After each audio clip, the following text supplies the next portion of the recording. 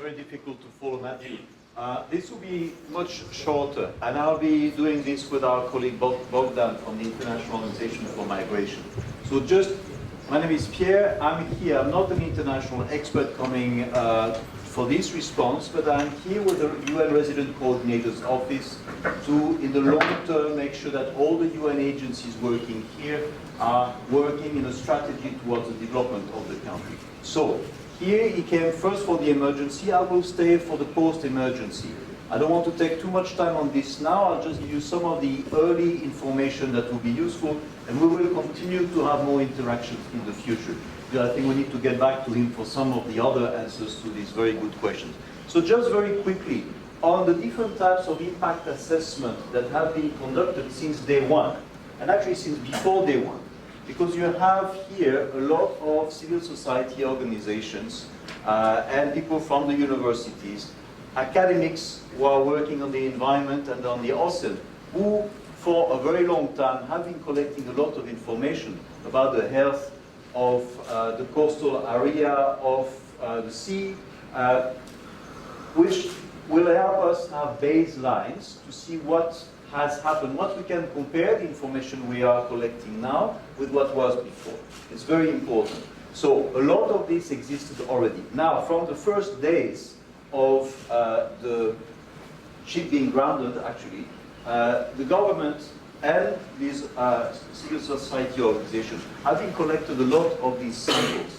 And now we have some experts from Japan, from the UK and from France who have been working together on analyzing a lot of this information.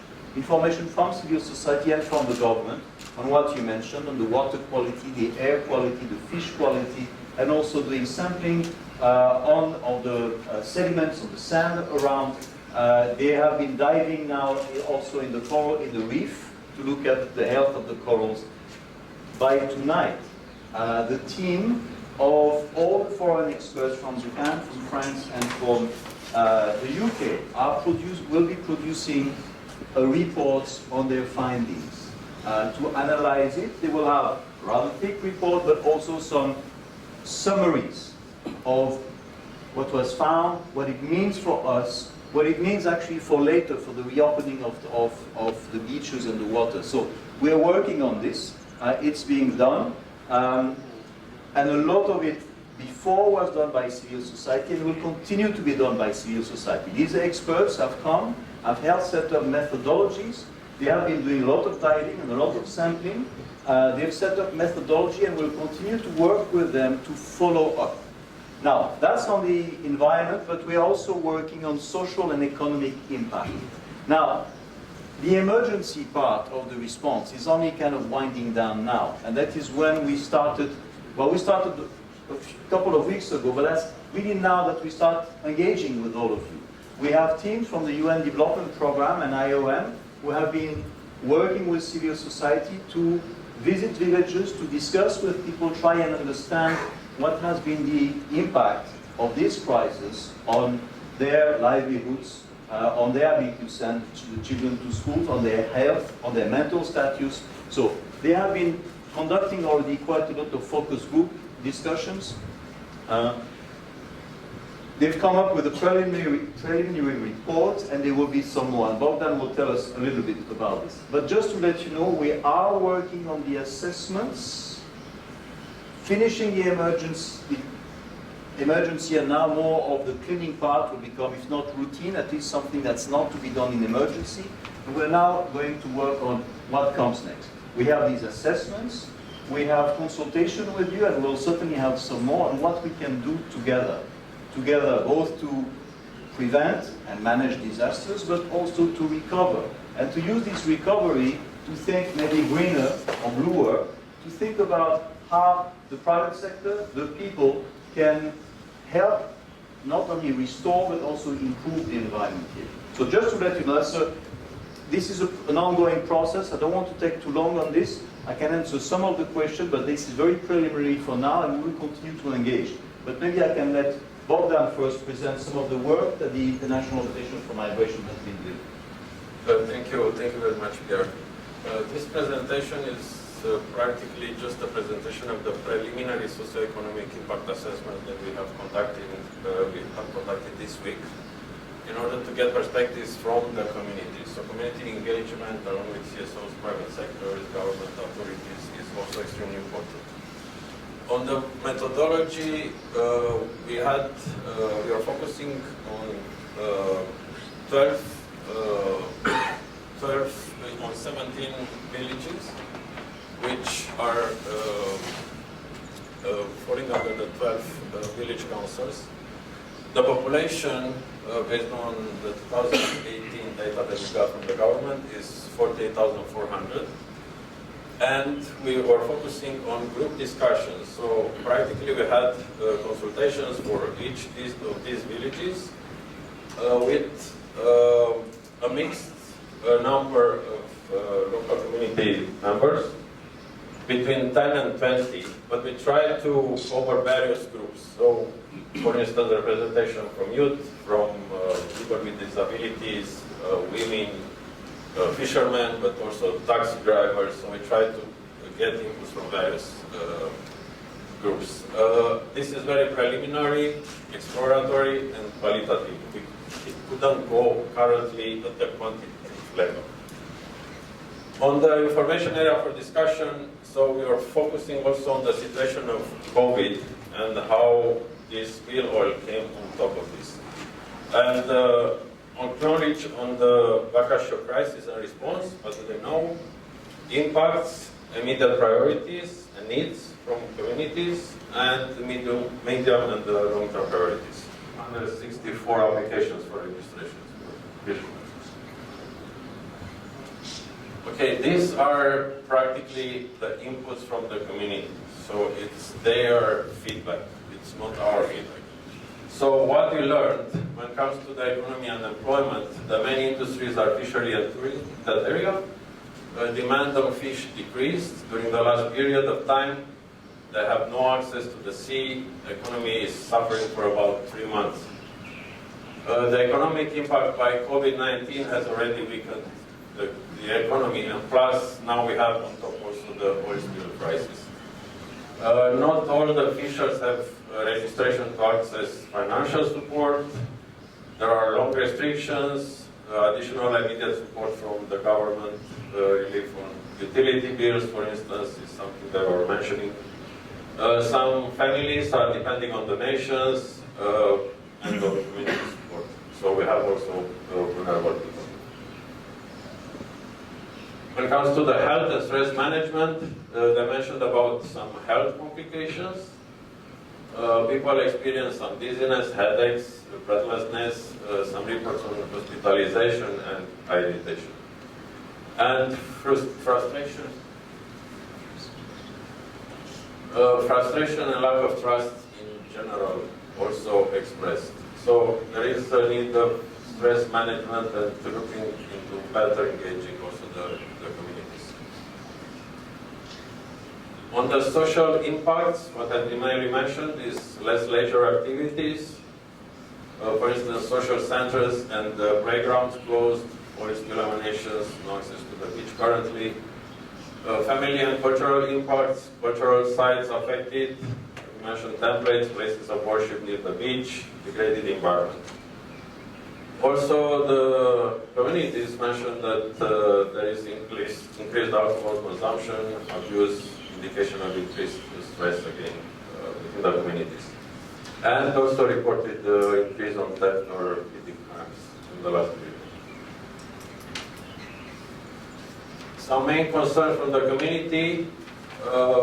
First of all, they were not aware about the claim process. So this is something that we share with them, and we also ask them to disseminate better the information to other community members who didn't participate in the discussions. We also had some people temporarily displaced. So there have been some cases in which the people left for 2 or 3 weeks. They stayed with their relatives or friends, and after that they returned. Repayment of loans, they were mentioning that it's very difficult for them to pay various loans. there is accumulation of debts. Disparities on the daily wage provided for response activities. There are different amounts from the government and contractors. We're looking more closely into that, and actually the problem was there was a transition from the Ministry of Fishery to a contractor, in order to engage the communities in the cleaning. And there have been some discussions about the working hours, and that was, but I think they didn't listen to the proper explanation. Non-registered fishers need character certificate. From the police, as far as I understood, it takes about 2 months. And in order to access the support allowances, and even I think if someone has something on as a criminal record and doesn't have anything to eat, we shouldn't consider this for this particular case. So again, it's something that we are discussing further. Also restriction on access to the beach for leisure, cultural activities, and again, this is related to the stress. No information on the future, no visibility on the time frame of the back to normal situation. They are worried also about the condition of the boats and fishing gears in the restricted areas, so they got out in the sea, and they may need some activity rehabilitation that are not maintained. So they express concern about this. And concerns over working hours in contaminated environment. Again, there was a number of hours from 3 hours up 5 hours, so there have been some changes during the training process. A few thoughts. Community perceive that fishing is not going to come back to normal for a long time. This is their perception. They were thinking about alternating income generation activities. Some ideas that came up from them: deep sea fishing, agriculture, supports on startup business. Also, there is need for better information sharing and community engagement from all partners. And most fishermen are elderly, over 60 years old, so this may create some difficulties on identifying alternative income generation activities. These are just some limitations, so practically this was just a preliminary assessment conducted this week. We are actually still translating, we are putting all the transcripts together. We are planning after that the more in-depth at the household level for quantitative data, and that is going to be, it's work in progress.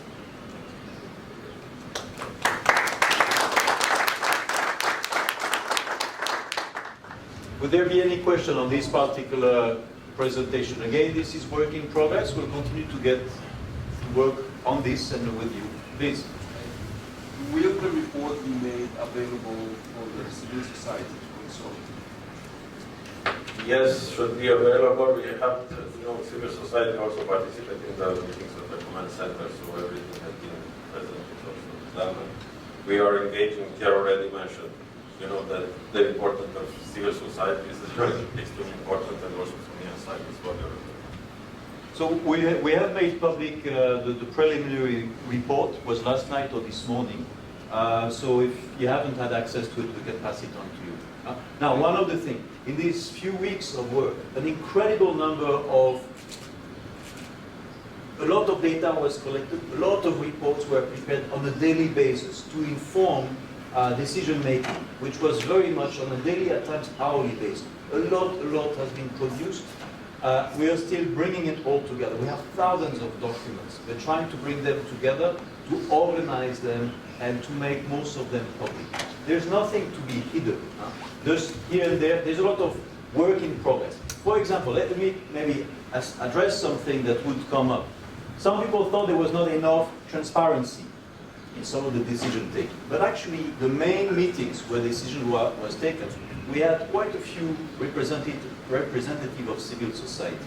We didn't have the television in all of this, because a lot of this is also about laying out different options.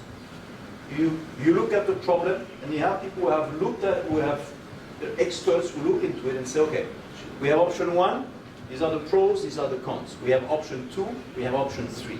And then there are discussions on what is the best cost-to-benefit ratio, what can we do without any damage, without any risk to people, etc. Now, these are long discussions. We spend a very, very long time reviewing everything. Doesn't make a whole lot of sense to just film all of this, because most of the time, whatever will be shown will be just one component of it. At the end, there's the decision taken with a lot of people trying their best at it. Just to say that we have these long discussions, this long weighing of different options. Most of the results have been made public. There still is a lot that we have accumulated, we will organize and will make public to everyone. Okay? So just to let you know. And on this one, very simply, we can just pass it on to you on WhatsApp and other. Just to clarify one thing, we have some data protection, so when we are taking names, or so this is also something that we are going to consider soon. Yeah. I have one question. So we have the report now, but who is going to be responsible to ensure that the coordination and the solutions are implemented on the ground? Is it going to be your group, working group from the UN? Is it going to be the government? Is it going to be NGOs? We're still working on this. There are many different components. For instance, yesterday evening, we were at a meeting between the NGOs and the Ministry of Finance, and they were discussing about part of this and the responses. Now, right now, on the social and economic term, there's the immediate response of some of the issues that were raised, and that were raised yesterday morning in the meeting with some of you, of compensations and of immediate support for people who need food. And the Minister of Finance promised us that today they were coming up with some decisions on some rapid action, rapid support. And then for what's coming after that, we're still working on this, and we're not rushing to it, but we're working all together. And how will we best organize all this? There will be the UN, there will be civil society, there will be government, and there might be also private sector, which, again, thank you very much to everyone from the Business Mauritius and from the private sector. We've received a lot of support from you in these last few weeks in the response. So we are still working this one out. Okay, this the post-emergency we're starting to work on. Yesterday the minister said that he wanted to make sure that everyone who is not receiving some of the wage supplement right now, we are mentioning the informal fishermen and other people, that they are looking at options for them, and that today they were going to announce something about it. But we are all working on it and figuring out what's the best process and how to best help. As the United Nations, in a country like here, we're here to provide technical assistance, coordination, and support, not to replace the government. And we'll be working on that with civil society and everyone else. Pierre, thank you. Again, if we can do the same process, we can collect questions, and then we can have answers afterwards. A couple of things just to reiterate, that the business community is very much ready and willing to help, and we're really trying to see how we can help also through the different NGOs with whom we work, opening space for this to be collaborated. Even when we talk about loan repayment, the Mauritius Bankers Association is a member of Business Mauritius, and we can actually look at options and solutions to these great discussion sessions. We're talking about questions also afterwards, but leave the floor to Matthew for the claims.